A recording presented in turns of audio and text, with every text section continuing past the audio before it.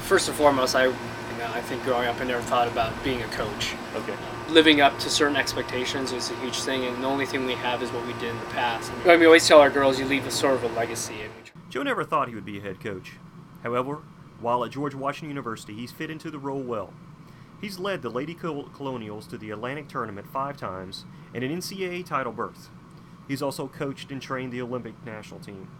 I talked to Joe for the backstory. Actually, I went to UC Santa Cruz and played varsity volleyball there for 4 years. Had a pretty good career as far as I was a libero, a defensive specialist, I was a setter, I was a hitter, I was captain of my team. After graduating, he was offered the assistant head coach position at UC Santa Cruz. He decided to take the position. While working at Santa Cruz for 2 years, he decided that he was at a crossroads. But at a certain point, after my second year of doing that, I had to decide if I wanted to continue coaching or go to law. For Joe, Washington, D.C. was where he wanted to be. Okay.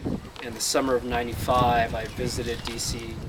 He was applying for law schools in the D.C. area while waiting for a new opportunity to coach. I knew I wanted to be in D.C. regardless. So I did that for about 4 years, but at a certain point I knew there wasn't any more movement in the men's game. Right, okay. So I decided to take not necessarily a lateral move, but move into the women's game. And fortunately, there was a position at George Washington University. After the tragic death of Yvette Moorhead, he moved into the head coaching role. You know, I couldn't have planned on being a head coach. I think it's just one that God has a plan, and it just sort of fits that way. Yep. And it's pretty awesome. I really enjoy what I'm doing. I enjoy the gifts that I have and being able to share it. You know, it's definitely made me a better person. You know. This has been Chris Elliott, George Mason University.